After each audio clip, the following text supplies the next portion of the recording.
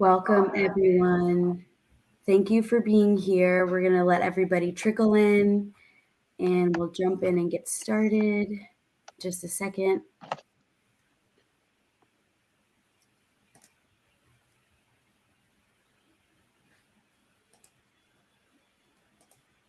Okay. So welcome to Diverse Experiences of BPD. We're so excited to have you join us for this panel today. And this panel will offer lived experience perspectives as well as some research in this area about diversity in BPD from multiple perspectives, including gender, sexual orientation, race, ethnicity, culture, and other marginalized communities within the BPD experience. So happy to have you here. My name is Paula Zaremba, and I will be moderating the panel as a volunteer with Emotions Matter. I have a family member with lived experience of emotion dysregulation in BPD, and I'm also a public health professional focused on mental health, and I live with mental health challenges myself. I'm an adopted Latina, and my cultural roots are Mexican and El Salvadoran heritages, and I'm passionate about intergenerational mental health challenges and healing, growing awareness of BPD supports, storytelling, and access to culturally responsive and equitable care, especially among communities of color and adopted individuals. I'm from Northern Virginia, but currently in Maryland. Now, how about you? What brings you to today's session and where are you based? While I'm doing the introductions, let us all know in the chat. We'd love to get to know you a little bit. And let's introduce our panelists today. So with us today, we are joined by Jack Lame. Jack Lame is a filmmaker who makes his directorial debut with 12 a.m. After serving in the U.S. Army, he attended Jacksonville State University for his bachelor's degree in film. Using his personal experiences of being diagnosed with borderline personality disorder, he shared with the YouTube channel SBSK, he created Jack, the character, in hopes to give a realistic view into Black mental health. Thank you, Jack, for being with us today. No problem, anytime. And we are also joined by Hana Nesreen. And Hana is currently in her final year at university studying law. She was diagnosed with BPD soon after her 18th birthday. And once she received her diagnosis, everything in her life made sense. Also, once she received her diagnosis, she couldn't find people like herself, Pakistani women, who had the same diagnosis. So she will be sharing about how her ethnicity and diagnosis of BPD relate to each other. Thank you, Hana, for being with us today. Thank you. And last but not least, we're joined by Penelope Gay. Penelope Gay is a pre-dawn writer and post-work napper. Last summer, she was awarded a 2-week residency to work on her memoir about her experience with the mental health system. She volunteered as a peer facilitator for 3 years for Emotions Matter, and this is her 3rd BPD Fest. Welcome, Penelope. Great to have you. Okay, so before we jump into hearing from our speakers, let's frame today's conversation a little bit. Let's think about diversity of BPD experiences. So as many of us know, stigma already exists in society about mental health, and this can make it difficult to access care or help. BPD experiences can increase other stigmas, prejudice, and oppression that people face. People such as women, people of color, queer folks, folks who identify as being from the global South, folks who are poor or have limited access to fewer resources, folks who identified as having a disability. And BPD has some invisible adjectives in front of it. When researchers talk about BPD, they usually have these invisible adjectives shaping their research: white, middle class, able-bodied, Western, straight women, and increasingly white men as well. In this panel, we are going to challenge these invisible adjectives and see what we can all learn when we acknowledge that being a person of color, being non-Western, being queer, changes how we experience BPD. Kimberly Crenshaw, the woman who invented the theory of intersectionality, noted that Western society tends to think of identity as either or. For example, she noticed that Anti-racist activists did not account for women of color, and white feminists did not account for race in their organizing. So groups struggled with people who had multiple marginalized identities. A consequence of this, she found, was when practices expound identity as woman or a person of color as an either-or proposition, they relegate the identity of women of color to a location that resists telling. So, in other words, because of how Westerners think about identity, people who occupy multiple marginalized identities have stories that are untold. BPD is already an untold story because of stigma, prejudice, and ableism. We hope this panel to help the untold stories of having BPD and other marginalized identities can be seen and heard. So with that, thank you all for being here with us today, and I'll pass the mic over to you, Jack, to share your story with us. Thanks.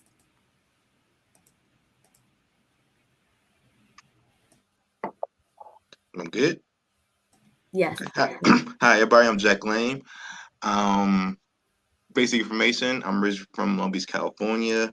I'm 31 years old. Served 5.5 years in the Army. Got out. Did a bunch of different odd jobs before I decided. Before I decided to go to school and realized I love writing and making movies. Um, I was I was diagnosed with borderline personality kind of late. I was 25, 24, 25 when I was diagnosed. And when I was diagnosed, it was like a light bulb went off. Everything made sense. I mean, everything. The chronic emptiness, the anger, the depression, the anxiety. I mean, everything finally made sense in my life. Um, but at the same time, being diagnosed kind of um, put even more shackles on me because obviously I'm a black male living in America, especially with today's climates. It's kind of like walking on eggshells.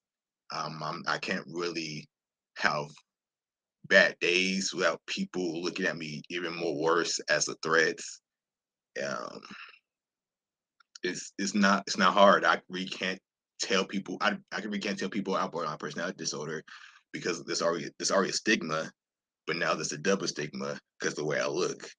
Um, but fortunately, I do have my family who support me and you know who are trying to learn because borderline personality disorder is kind of nuanced. There's a lot of different things thrown in, and it's hard to really give a clear definition to someone who doesn't understand it. They have to really experience it and know the person around them to know who what it is.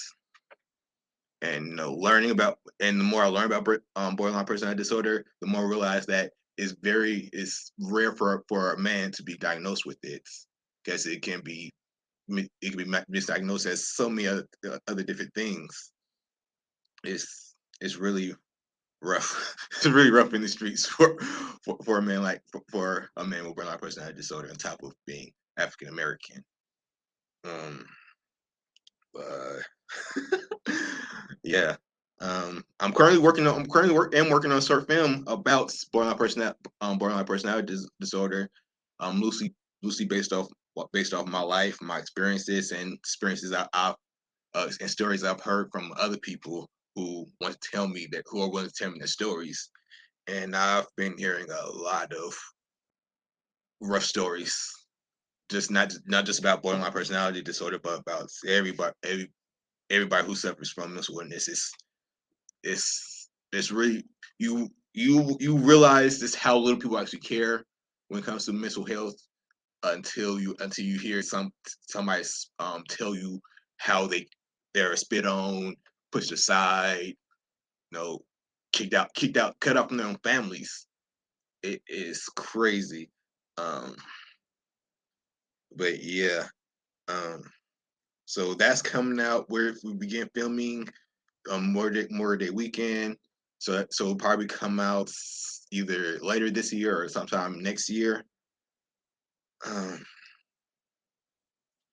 I'm not gonna lie, I had this whole speech planned out, but now my mind's going blank. It's crazy. I thought I was gonna go over time, but um, yeah. Uh, I'm sorry for laughing. With my emotions, I laugh and smile a lot because I don't know how to properly process my emotions. So I always smile. I've been called creepy, freak, so many different things because it's hard for me to act normal in this world. Thank you so much, Lisa. I do appreciate that. Um, yeah, but that's my life in a nutshell, I guess. Um, yeah, that's it, Paula. Thank you so much, Jack. Appreciate you. I feel like your smile is anything but creepy. Um, thank you so much for sharing your story. Also, let us know about your film because we'd love to share on behalf. If you're interested, love to share, and then I'd love to check it out too. Oh yeah. Uh, Oh yeah, like I said, the short film is just about my life, really. It's about two individuals, one based off me, one me and my partner completely made up, who suffers from mental illness as well, and just really just we're trying to make it as realistic as a view into what's like living with mental health and dealing with society who doesn't want to understand it because it doesn't fit their narrative, their perfect little box that you can you have this disability that isn't visible. You know, the ultimate invisible disability is like, oh, you don't have it, so it can't be. We can't see it, so it can't be real. So we literally ask people who watch this, when you watch it, and you ask yourself, is how do you treat people with mental disorders and mental illnesses? Are you the friend, or do you support them, or are you the person who dismisses them as just somebody who complains about nothing? Absolutely. The stigma is so real. And I just appreciate you for sharing your story today and through your film. And I feel like we'll get some questions around that when we get to the Q&A today. I have a lot of questions for you, but I know we want to hear from our speakers. So thank you again for being here. You're getting so much love in the chat. Please check it out because this is huge and we really appreciate you, Jack. So thank you again. No problem. And for time's sake, let's go ahead and hear from our other speakers. But for folks in the audience, go ahead and enter your questions in our Q&A because we'll be taking a look at those once we hear from everyone. With that, Hana, let's pass it over to you. We'd love to hear more about your story. Thanks so much. Thank you. So I've got a little script prepared. My name is Hannah. I am 21 years old. I'm currently studying for my undergraduate degree in law at Warwick Law School here in England in the UK. I come from a large Pakistani family. I've got 3 younger brothers and 2 younger sisters. So I'm going to be talking briefly about my relationship with my BPD diagnosis and what it's like for me to have black and white, all or nothing thinking in regards to Pakistani clothes, especially, and who I actually am. So, as Paula said, I was diagnosed with BPD when I was 18. I was previously diagnosed with symptoms of autism, symptoms of psychosis, bulimia, and depression. I was also suspected of having dissociative identity disorder after my very first contact with anyone in mental health when I was about 12. But that was never followed up, and I don't think it would have led anywhere anyways. My BPD diagnosis for me is a far more accurate label to describe my mental health than something like psychosis or autism. When I got the psychosis diagnosis, it was a time of extreme stress from abuse at home and a lack of support from my secondary school. The only thing I could really survive that traumatic period of my life was by living in delusion. That then led to 3 suicide attempts because I obviously genuinely believed in my delusions, which were just an attempt really to survive what I was going through at that time. And as we all know, stress can make everything worse, especially when you have no support. And experiencing psychotic symptoms when faced with stress is also a symptom of BPD in itself. So when I got my BPD diagnosis, I felt like it overruled some of my previous diagnoses, especially the psychosis one. and it provided me, my medical team, and other people who I feel safe disclosing my diagnosis of BPD with a better understanding of who I actually am. My diagnosis of BPD, it also led to me actually having a community for the first time, where I felt like I belonged in. So, for example, next week I'm going to be hosting a crocheting workshop with the biggest mental health charity in the UK called Mind to crochet the bee in Cluster B. Here are some examples of that. So this is just to bring together all people who have a Cluster B personality disorder together to just appreciate who we actually are and to just have that sense of community, something which I lacked when I was younger. So even though I've got this diagnosis and I've got a sense of community in that regard, I don't actually know anyone else who is Pakistani or even from a Muslim background who has BPD.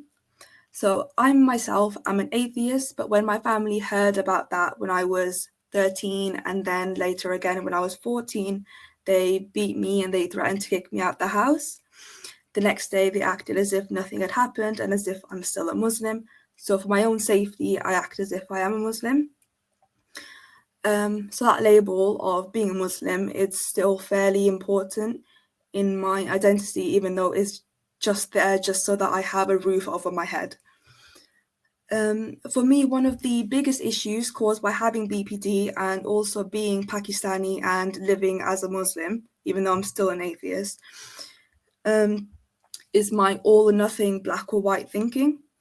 So I'm not allowed to wear Western clothes. So currently, right now, I'm not in my family's house. I'm at university living in a dorm. But when I'm in my family house, I'm not allowed to wear Western clothes, and that even includes things like tracksuit bottoms.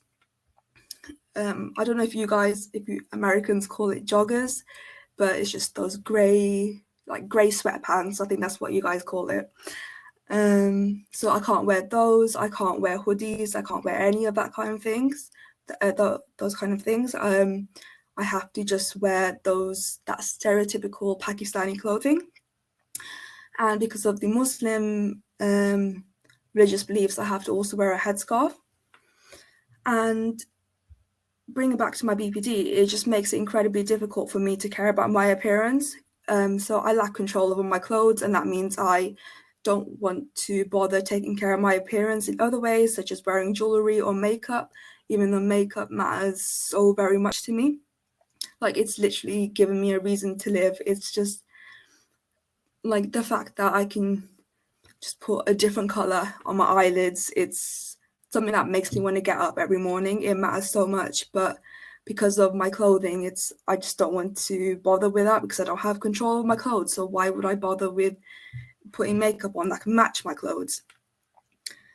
And then that can then spiral for me into disordered eating, because what's the point? I can't dress my body how I want. Why bother with eating well to look good? And I've already got a very long experience with bulimia, so it just exacerbates that condition. And then I spiral even further into hopelessness because I feel trapped when I'm forced to dress in a way that I don't want to. And it's just this little thing of I'm not allowed to wear these Western clothes around my family, and then it spirals into me losing every part of my identity in terms of my appearance. And then it spirals even further because once I lose hope in being able to be myself through my appearance, my depression gets worse. So I lose interest in my hobbies. I don't bother taking care of myself, such as brushing my teeth or having showers.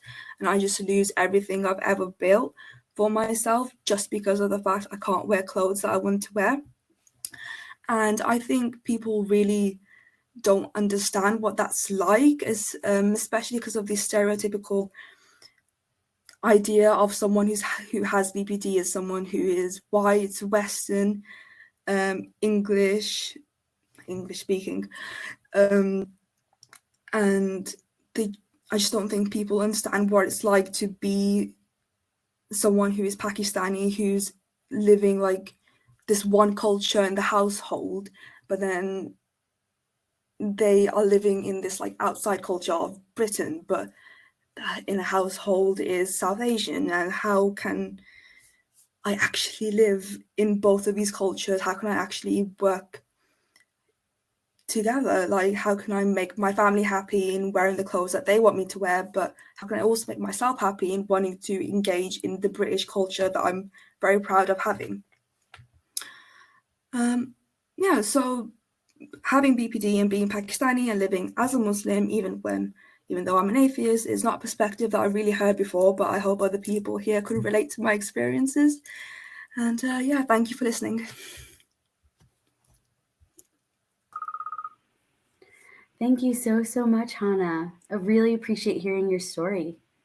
I know for our audience, we're hearing a lot of wonderful information, a lot of real and just lived experiences. I know it's a lot of wonderful information. Please queue up your questions in our Q&A. And Penelope, I'd like to go ahead and pass it to you. All right, thank you. Thank you everyone for being here, and to Jack and Hana. I'm choked up from both of your stories. So I'm gonna talk to you all a little bit about mine. I was diagnosed in a psych hospital in 2002, more than 20 years ago. It was very hard. For the first 4 days of my stay, they said I was bipolar. But on the day I became borderline, the staff treated me differently. I was anxious about being locked in a unit, and my social worker would take me for walks when we met. It was March and snowy, and there was something calming about listening to my laceless sneakers crunch over the snow. I had to focus so hard to keep them on my feet. It settled me. But after the borderline diagnosis, she wouldn't take me outside again. After the hospital, I read every popular psychology book on BPD. And in those days, there were only 20. And those books hurt me. The way they demonized queer women with BPD made my teeth ache. After reading those books, I waited 3 years to tell my therapist I was gay because I was afraid she would say it was just part of my borderline pathology. She didn't say that in the end. It took a long time, but as the stigma around BPD has eased in the past 20 years, it became easier for me to heal. But the story of BPD and my queerness is still raw. I've been with my partner for 15 years, and we've had some hard times. We've moved a lot, and recently she told me 3 different therapists in 3 different states told her to leave me because I had BPD and I would never get better. My partner does activist work, and even if she was upset with me, she was not going to let anyone dehumanize me or convince her I was nothing more than a diagnosis. But as a result, she got no support when we were struggling because she realized if she ever discussed our problems in therapy, the therapist just told her to break up with me. I can't tease out how much of that is stigma around BPD and how much of it is homophobia. During this time, we lived in places it was hard to be queer. When I was writing my master's thesis on pop psychology books about BPD, I noticed that BPD worked as kind of a shield, and the psychiatrists who wrote these books would say things about queer lesbian women with BPD they would never be able to get published if they weren't talking about BPD. Because without borderline there, the publishers would have seen the homophobia for what it was, and they wouldn't have published such nonsense.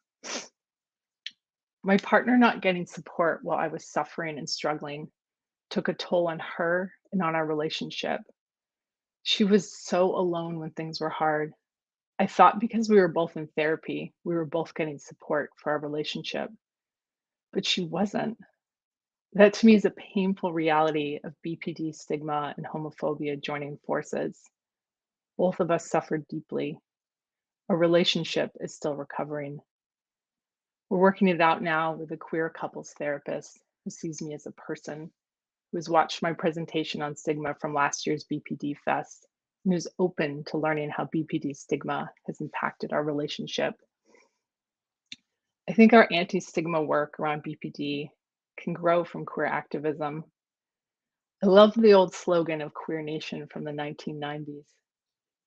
We're here, we're queer, get used to it. I like that it demands that straight society change. I like the claiming of space. BPD Fest is a way to claim our space, to say, we are here. We are profoundly sensitive and aware of injustice. We work our asses off to get by in normie society. So maybe we don't need to work so hard all the time. Maybe we can be flamboyant, a tad extreme, and worth an extra look. Thank you, everyone, for listening.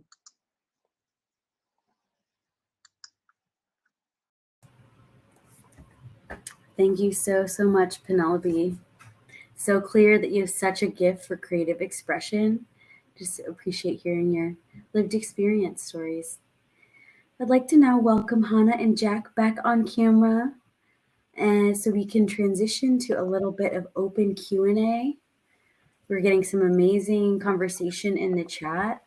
We thank you all for being here and sharing your stories in such a public way. I definitely want to honor that. So one of my first questions for the group is, after hearing each other's stories, are there any things that are standing out to you? Any light bulb moments or anything you want to share with each other and reflect on? For me, it's the stigmatism, because after I got diagnosed, I started doing my research, even more research for my short film. I started realizing that a lot of therapists openly will admit they will not treat people with borderline personality disorders. Like that's kind of backwards. You're a therapist who's here to help heal people with trauma and mental illnesses, and you denying a group of people because they may be a little bit more difficult to work with. That's not right. Give me a license. Like, you don't deserve to be a therapist. I want to add to that. So in the UK, we get medical treatment on the NHS, so we don't go for private medical care. But I remember this time when I was 17, so just before I got diagnosed with BPD, when I went to the accident and emergency department. I think you guys call it just the ER, I think, for suicidal ideation. And I told the psychiatrist there that my general doctor thought I might have BPD, or I might have schizophrenia, or I might have bipolar disorder, I think.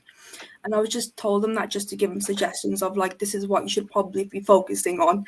And the psychiatrist at the ER said, you don't want to be diagnosed with any of those because they're going to make your life hell, essentially.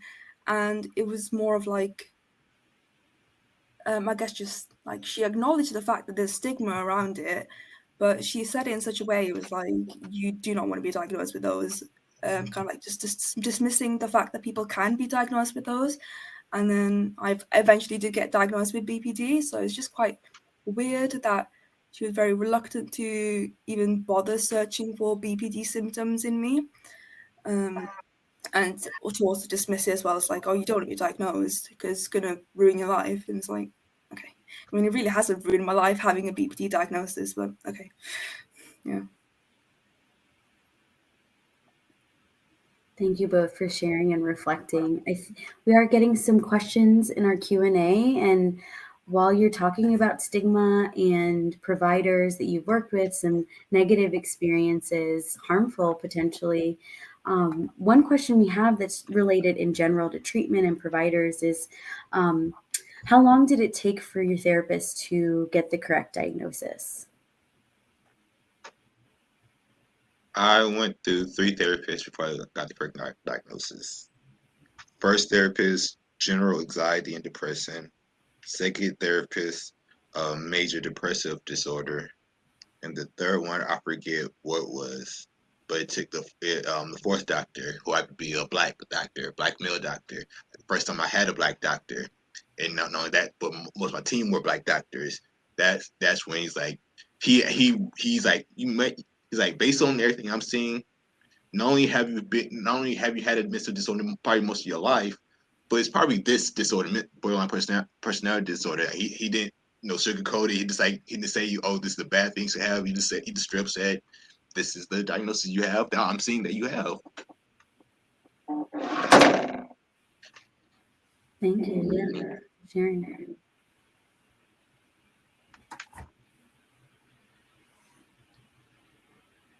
Okay, so staying with the theme of some stigma and invalidation, another question that we have is, how do you handle invalidation from loved ones or others in shared spaces community?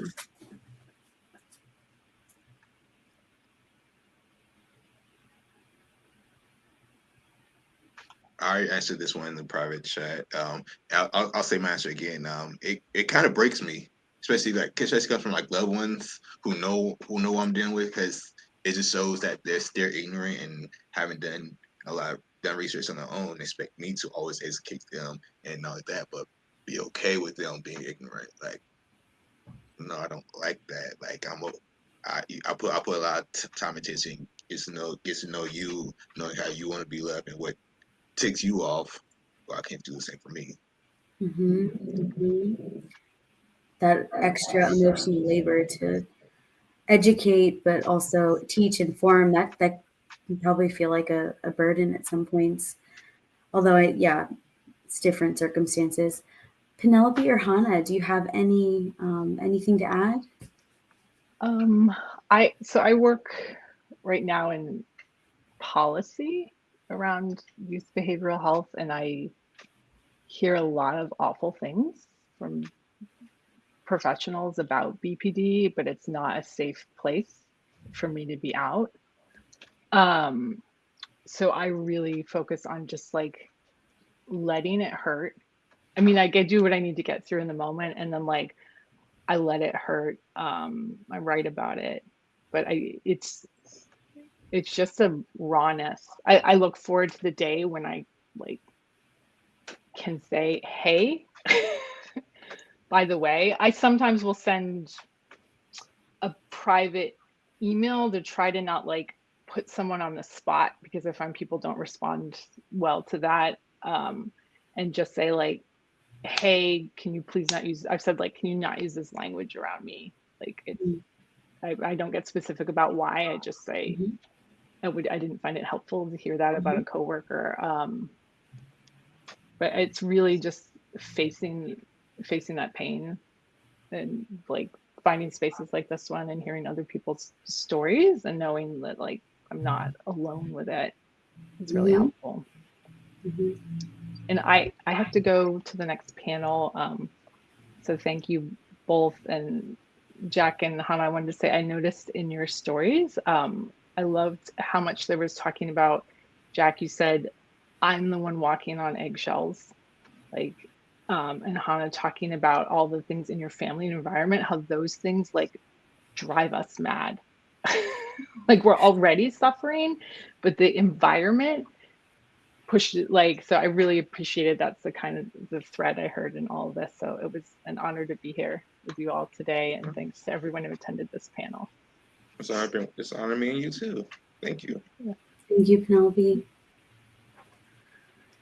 Hana, would you like to add anything as far as, invalidation from loved ones or others in shared spaces community? I know you touched on this a little bit.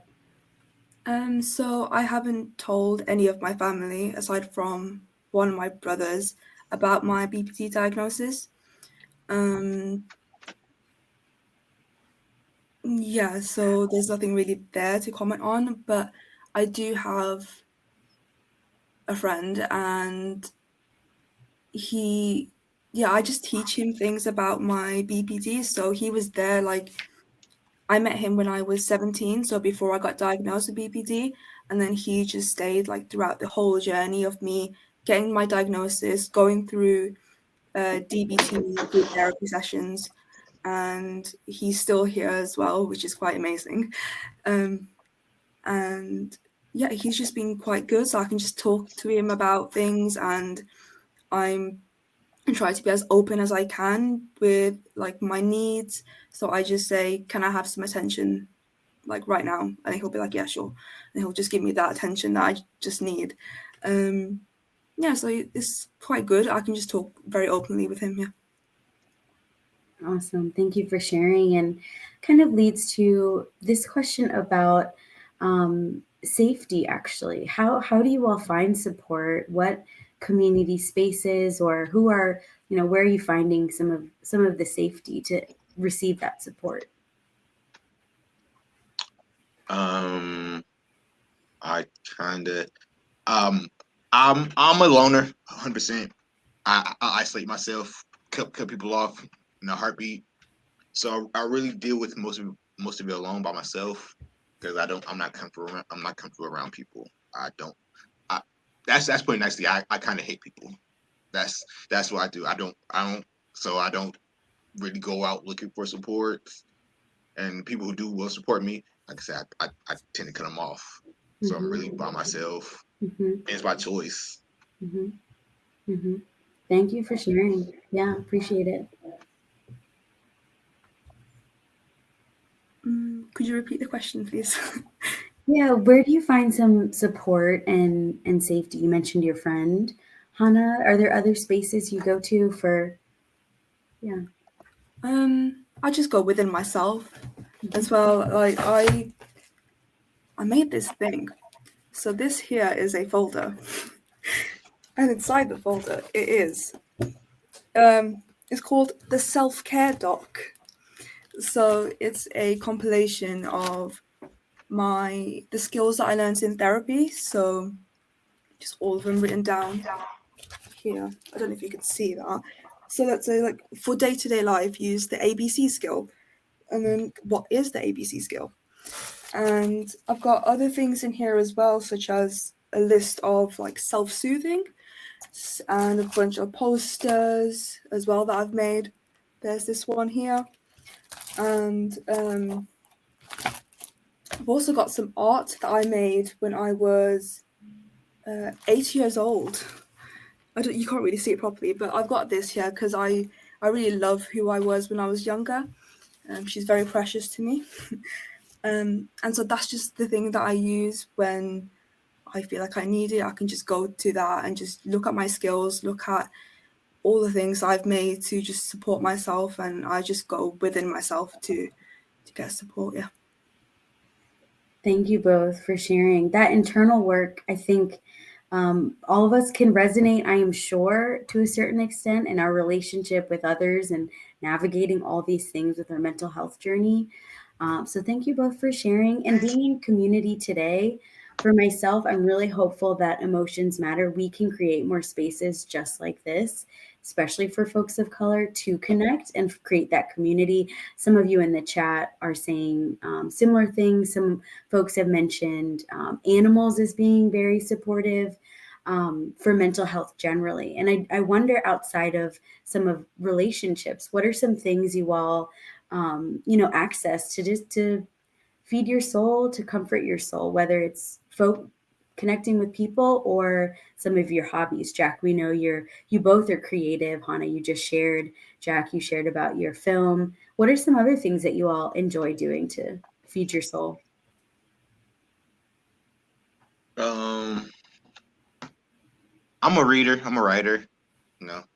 And watching movies. Like I said, I'm a loner, so all my activities I do that do help me calm down and be peaceful are activities I do by myself. Mm-hmm.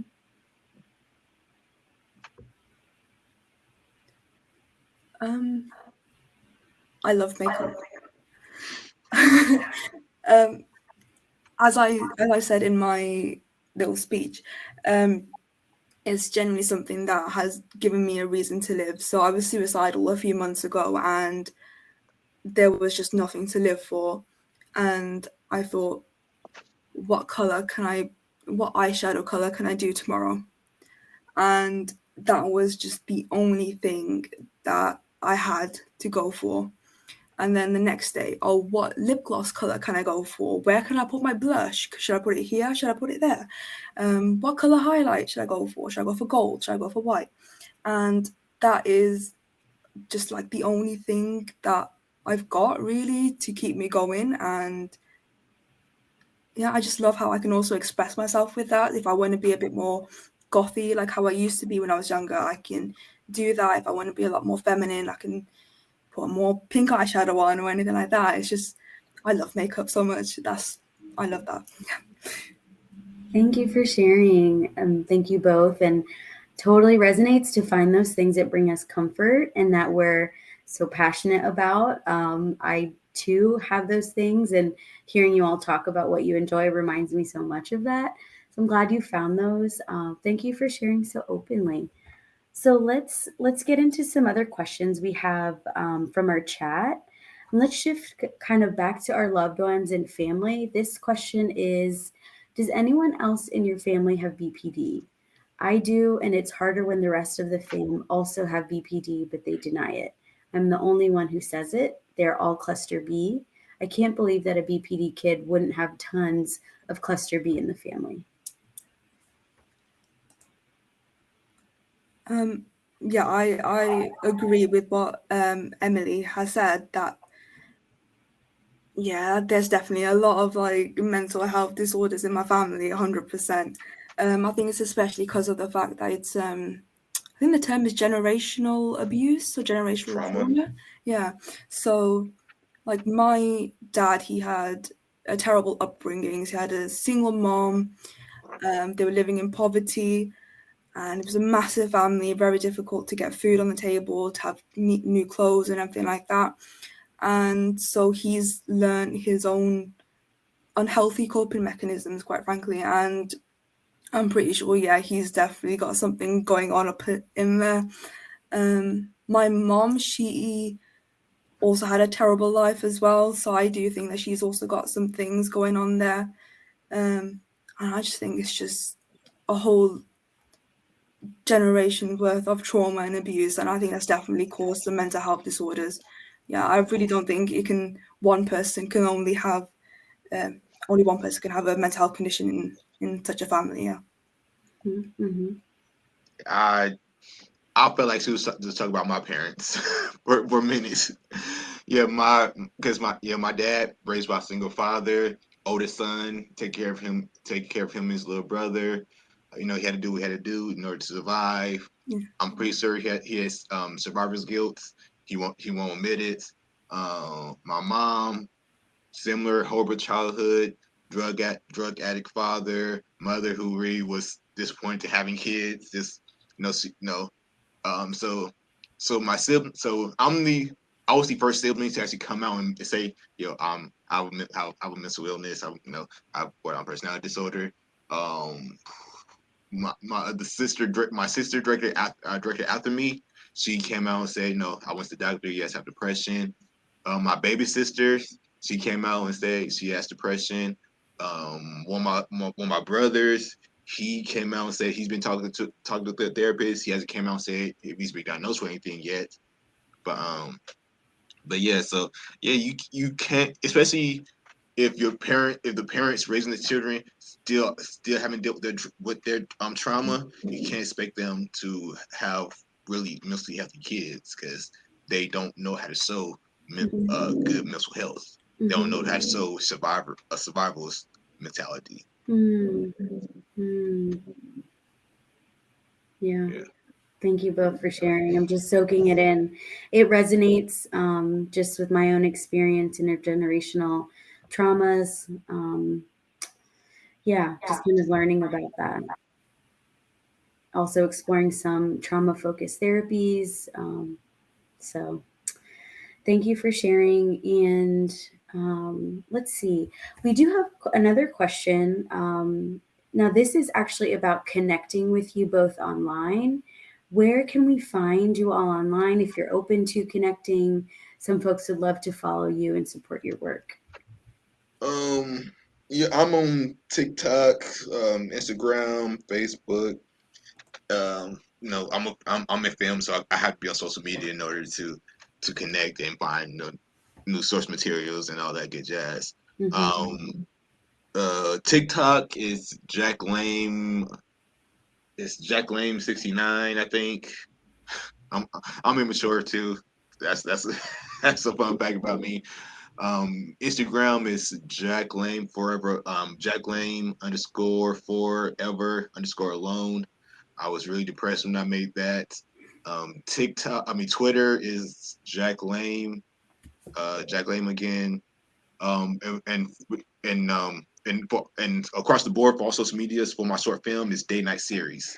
So any social media, just type in Day Night Series, and you'll most likely find my information about my short film, updates, all that good jazz. Thank you, Jack. Do you mind typing that in the chat for everybody? Okay. And Hana, how about you? Are you online? Yeah, I'm on Instagram. It's Hana_perhaps. I'll put it in the as well. I only really use Instagram. So. Thank you both. And we are over time. So in closing, I wonder if you all would have any closing messages you'd like to share with the group. Any final messages you'd like to pass on to those who may be struggling or looking, for just some courage, some encouragement, or even, anything that comes to your heart or mind before we close our time together.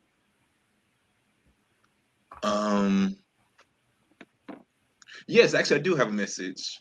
It's the same message I kind of ended because I said earlier I did an interview with SBSK talk about my disorder. So I'm gonna leave it on the same message I kind of left on there. No matter how you feeling, no matter how down the dumps you are, as long as you able to get up and take a shower, you won. Those sad feelings, those messed up feelings. That's on. You get out of bed, hop in that shower, just clean your body. All those they will go. You realize those negative voices in your head, those horrible feelings, were nothing. The smallest things can have the most major impact in your life. I've come to realize, especially since I've been diagnosed. Yes. Thank you, Jack. Yeah, I second that the smallest things can make the biggest impact. I mean, again, makeup saved my life. Just like little things like have some fruit, have something healthy, go for a walk, and be creative. Just in any way possible, like writing, making a poster, romanticize your life. That's also quite helpful. Romanticize in a healthy way. Mm-hmm. Just try your best and be creative. Beautiful. Thank you both so much. Thank you to everyone who's online. Please be on the lookout for recordings. These will be accessible. Have a wonderful day. Please check out the conversation cafes as well. We actually have a BIPOC conversation cafe. So that is starting now. Please join us. Check out the other conversation cafes so we can all be in further community together. Thank you, Jack and Hana. And we will close out this session. Thank you both. Bye. Bye.